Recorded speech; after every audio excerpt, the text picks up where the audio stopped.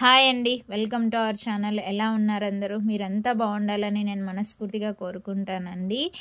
ఈరోజు మీకు దోస పిండితో 5 రకాల బ్రేక్ఫాస్ట్ చేసుకోవచ్చు అనమాట. ఎమ్మీగా టేస్టీగా 5 రకాల బ్రేక్ఫాస్ట్, 5 రకాల టిఫిన్స్ చేసుకోవచ్చు. అవి ఏంటి అంటే, ఫస్ట్ ఇడ్లీ ప్రిపేర్ చేసుకోవచ్చు. ఇడ్లీ చూడండి స్పాంజ్ లాగా అవుతుంది.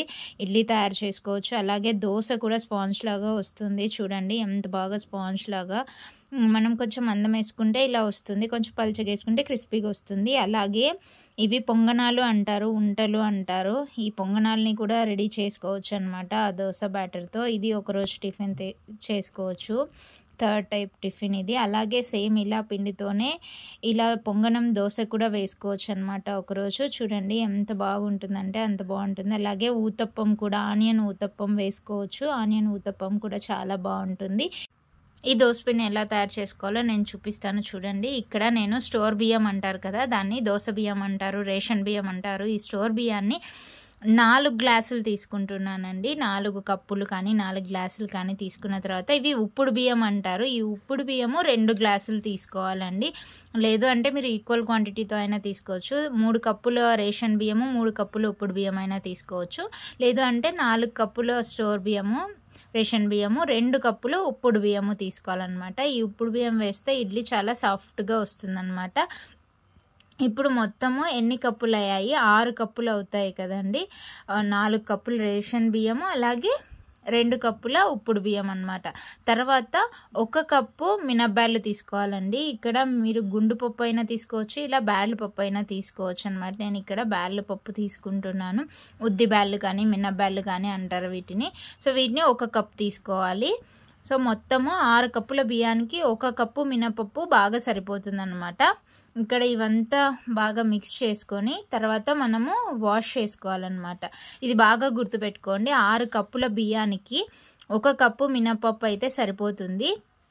అలాగే కొన్ని మెంతులు వేసుకోవాలన్నమాట. కొన్ని మెంతులు వేసుకుంటే దోశలు అవి చేసుకున్నప్పుడు క్రిస్పీగా వస్తాయి, బ్యాటర్ కూడా బాగా పులుస్తుంది అనమాట. ఇక్కడ చూడండి 2-3 రోజులు ఉన్నా ఏం కాదు బ్యాటర్.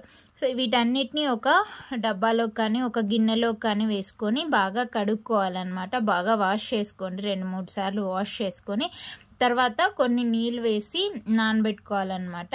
సో ఈ బియ్యం అంతా బాగా కడిగి నానబెట్టుకోవాలి. బాగా ఒక 7-8 గంటలు నానబెట్టుకుంటే చాలా బాగా వస్తుంది. మనం పిండి మిక్సీ కానీ గ్రైండర్ కానీ వేసుకున్నప్పుడు ఇలా కొద్దిసేపు పక్కన పెట్టండి, మూత పెట్టి నానేసుకోండి. ఇప్పుడు చూడండి తర్వాత ఒక 7-8 గంటల తర్వాత బియ్యం బాగా నానిపోయాయి. ఇంకా కొద్దిసేపట్లో ఒక ½ అన్ అవర్ ఆర్ 1 అవర్లో గ్రైండర్కి వేసుకుంటాము అనగా దీంట్లోకి 1 కప్పు అటుకులు వేసుకోండి. ఇక్కడ నేను పెద్ద కప్పు తీసుకుంటున్నాను. సో మీరు ఏ కప్పుతో బియ్యం తీసుకున్నారో ఆ కప్పుతో అయితే 2 కప్పుల అటుకులు వేసుకోండి. లేదు అటుకులు లేని వాళ్ళు 2 కప్పుల అన్నమైనా వేసుకోవచ్చు అనమాట. అన్నం కానీ అటుకులు కానీ 2 కప్పులు మీరు ఏది తీసుకున్నారో దాంతో. ఇలా అటుకులు కూడా బాగా కడిగేసి మళ్ళీ కొన్ని నీళ్ళు పోసి నానేయండి. ఒక అర్ధగంట కానీ 1 గంట కానీ నానేసారంటే అటుకులు బాగా నానిపోతాయి అన్నమాట. బాగా కడిగి ఇలా నానేసుకోండి. సో కొన్ని నీళ్ళు వేసి నానబెట్టాను. తర్వాత గ్రైండర్కి వేసుకున్నాను. పిండి చూడండి ఎంత బాగా వచ్చిందో. ఇలా బాగా పిండి వస్తుంది కదా, దాన్ని ఒకసారి తిప్పి మూసిపెట్టండి. పొద్దునకి చూడండి ఎంత బాగా పులిసిందో. ఇది బాగా పులిసింది కదా. సో పులిసింది అనమాట. ఈ పులిసిన పిండిని మీకు కావాల్సినంత ఫస్ట్ రోజు టిఫిన్కి ఎంత కావాలో అంత వండించుకొని మిగతాదంతా ఒక గిన్నెలో వేసుకొని ఫ్రిడ్జ్లో ఎత్తి పెట్టుకోండి. సో ఇప్పుడు పక్కకు తీసిన పిండిలో కొద్దిగా ఉప్పు, కొద్దిగా సోడా పొడి వేసుకోవాలన్నమాట. కొద్దిగా ఉప్పు, కొద్దిగా సోడా పొడి, కొన్ని నీళ్లు వేసుకొని బాగా కలుపుకోవాలన్నమాట. ఇలా బాగా కలుపుకుంటే మీకు దోశలైనా ఇడ్లీలైనా ఈ కన్సిస్టెన్సీలో కలుపుకుంటే ఇడ్లీలు చాలా బాగా వస్తాయి. నేను ఫస్ట్ ఇడ్లీలు వేసి చూపిస్తాను మీకు. ఈ కన్సిస్టెన్సీలో ఉండాలన్నమాట ఇడ్లీకి. ఇప్పుడు స్టవ్ మీద ఇడ్లీ పాత్ర పెట్టుకొని మీకు కొన్ని నీళ్లు వేసుకోండి. ఒక 4-5 కప్పులు నీళ్ళు పోసి పొయ్యి మీద పెట్టి స్టవ్ మీద మూత పెట్టి వదిలేయండి. దాని తర్వాత మనం ఇడ్లీ ప్లేట్లకి ఆయిల్ అప్లై చేసుకోవాలన్నమాట. సో ఇడ్లీ ప్లేట్స్కి కొద్దిగా ఆయిల్ వేసుకొని ఆయిల్ అంతటికి ఇడ్లీలో ఉన్న అంతటికి ఆయిల్ బాగా స్ప్రెడ్ చేయండి. ఈవెన్గా ఇలా స్ప్రెడ్ చేసుకోవాలన్నమాట. ఇలా ఈవెన్గా స్ప్రెడ్ చేసుకున్న తర్వాత మనం కలిపి పెట్టుకున్న ఈ ఇడ్లీ పిండి ఉంది కదా అండి, ఈ పిండిని అన్నిట్లోకి వేసేయాలన్నమాట. అన్ని లోకి వేసేయాలి. అంతా వేసేసాం చూడండి. బాగా ఈ వేసేలోపు నీళ్లు కూడా మరిగిపోయి ఉంటాయి అన్నమాట. నీళ్ళు బాగా ఉడికేటప్పుడు తీసేసి మీరు వేసి పెట్టుకున్న ఇడ్లీ ప్లేట్స్ అందులోకి పెట్టేయాలన్నమాట. ఇలా మరుగుతున్నప్పుడు పెట్టుకోండి. సో చూడండి, నిదానంగా పెట్టుకోండి. లేదు అంటే ఫస్టే ప్లేట్లు పెట్టి లోపల దాంట్లో అయినా పిండి వేసుకోవచ్చు అనమాట. లేదు పక్కన వేసి పెట్టుకొని అయినా ఇలా ప్లేట్స్ తీసి లోపల పెట్టవచ్చు అనమాట. ఇలా పెట్టేసి మనం మూత పెట్టి ఒక 10 to 15 minutes బాయిల్ చేసుకోండి. 10 to 15 minutes బాయిల్ అయ్యాయి. చూద్దాము ఎలా. బాగా చూడండి, బాగా ఉడికిపోయాయి అన్నమాట. ఇడ్లీలన్నీ బాగా ఉడికిపోయాయి కదా. తర్వాత మూసేసి కొద్దిసేపు దించి పక్కన పెట్టుకొని ఒక 5 minutes తర్వాత తీసేయండి. తీసేస్తే చూడండి ఎంత బాగా వచ్చాయో. బాగా లేసి వస్తున్నాయి చూడండి. కొద్దిసేపు తీసి పక్కన పెట్టి తీసారంటే ఇలా ప్లేట్లకు అతుక్కోకుండా వస్తాయన్నమాట. వెంటనే తీయకుండా. చూడండి నాకైతే నీట్గా లేసి వస్తున్నాయి. బాగా కాలిపోతున్నాయండి, అవి కాలిపోతున్నాయి బాగా నీట్గా. లేదు అంటే మీరు చేత్తో తీయకపోయినా ఒక స్పూన్తో తీసినా కూడా నీట్గా లేసి వస్తాయి. చూడండి ఎంత బాగున్నాయి ఇడ్లీలు, స్పాంజ్ లాగా వస్తాయి అన్నమాట. ఇది ఒక రకం టిఫిన్ అండి, ఫస్ట్ రోజు చేసుకోవచ్చు. నెక్స్ట్ డే టిఫిన్ సేమ్ పిండితో దోశ బ్యాటర్ లాగా సేమ్ అదే కన్సిస్టెన్సీలో కలుపుకొని ఉప్పు సోలా పొడి అన్నీ వేసి ఇలా దోశ కూడా వేసుకోవచ్చు అన్నమాట. చూడండి నేను దోశ వేస్తున్నాను ఇక్కడ. దోశ కూడా ఇలా బాగా స్ప్రెడ్ చేసుకొని కొద్దిగా ఆయిల్ వేసుకొని, ఆయిల్ లేదు మీరు నెయ్యి తింటారు అంటే నెయ్యి దోశ అయినా వేసుకొని తినొచ్చు. సో ఇలా ఆయిల్ వేసి బాగా కాలిన తర్వాత ఒకవైపు తిప్పేసుకోండి. చూడండి దోశలు కూడా బాగా క్రిస్పీగా అండ్ సాఫ్ట్గా కూడా భలే టేస్టీగా ఉంటాయి ఈ పిండితో. ఇలా పిండి చేసుకున్నారంటే ఇలా చూడండి. నాకైతే దోశ బాగా రెండు వైపులా బాగా కాలింది. తర్వాత ఇలా ఫోల్డ్ చేసేసి మనం ప్లేట్లోకి వేసుకొని తినేయడమే అన్నమాట. పల్లి చట్నీతో కానీ బొంబాయి చట్నీతో కానీ దేంతో అయినా తినొచ్చు. ఇడ్లీలోకి అయితే సాంబార్ చాలా బాగుంటుంది. మన వీడియోస్లో ఇడ్లీ సాంబార్ రెసిపీ కూడా ఉంది, వెళ్ళి చూడండి. అలాగే ఇంకొకటి నెక్స్ట్ 2 daysకి టిఫిన్ అయింది కదా, థర్డ్ టైప్ టిఫిన్. సేమ్ పిండిని ఇలా మీకు కావాల్సినంత తీసుకొని అందులోకి ఇలా ఆనియన్, క్యారెట్, పచ్చిమిర్చి, అలాగే కరివేపాకు, అలాగే కొత్తిమీర.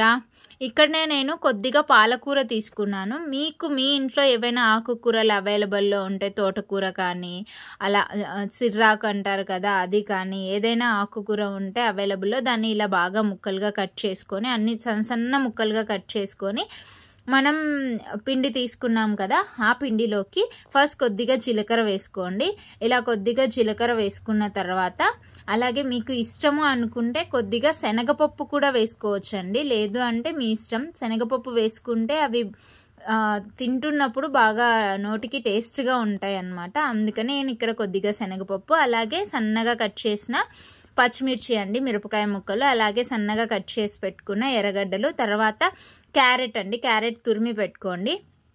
ఇలా తురిమిన క్యారెట్ కొద్దిగా వేసుకోండి. అలాగే కరివేపాకు, కొత్తిమీర, పుదీనా ఏమైనా ఉంటే మీకు పుదీనా ఇష్టమైతే ఫ్లేవర్ వేసుకోవచ్చు.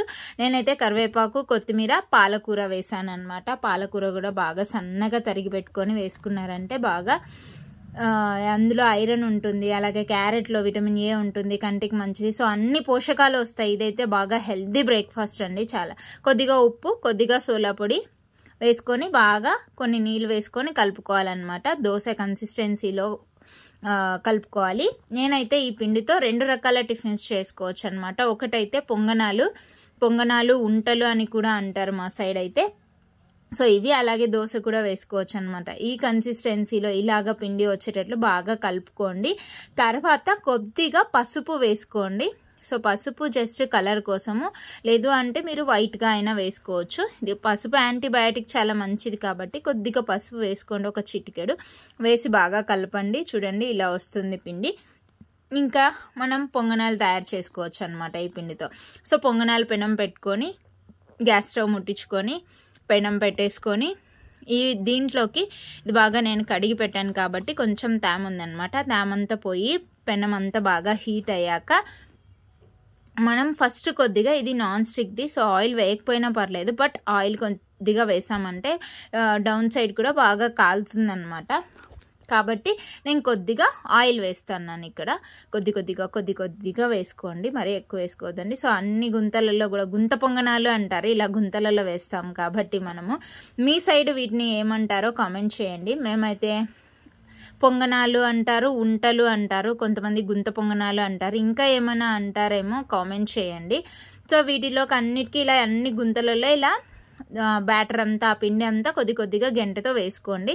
తర్వాత ఇలా వేసుకున్న తర్వాత ఒక మూతని ఇలా మూసిపెట్టండి. అలా మూసిపెట్టాము అంటే ఆ పొంగనాలు బాగా ఉడుకుతాయి అన్నమాట. సో లోపల కూడా బాగా ఉడుకుతాయి. కొంచెం మీడియం ఫ్లేమ్లో పెట్టుకొని ఉడికించుకోండి, లోపలంతా కూడా ఉడుకుతాయి.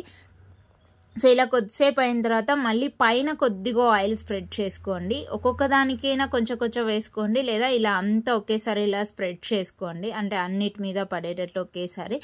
తర్వాత కొద్దిసేపు మూసిపెట్టండి.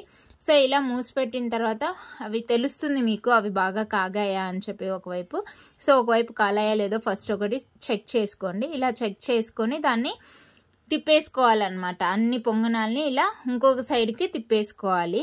ఒక ఫోర్క్ కానీ లేదంటే ఒక పుల్లతో కానీ అలా స్టిక్తో తిప్పేసుకోవచ్చు అనమాట. ఇలా అన్ని పొంగనాల్ని ఇలా తిప్పేసుకొని మళ్ళీ దీన్ని కొద్దిసేపు మూత పెట్టి ఉడికించుకోండి. ఎందుకంటే చాలా బాగా ఉడుకుతాయి అన్నమాట లోపల పిండి అంతా. మనం అన్నీ వేసాం కదా ఇందులోకి, శనగబ్యాళ్ళు, జీలకర్ర, క్యారెట్, పాలకూర, కొత్తిమీర, కరివేపాకు, ఇవైతే చాలా టేస్టీగా ఉంటాయి. కాగిపోయాయి చూడండి రెండో సైడ్ కూడా.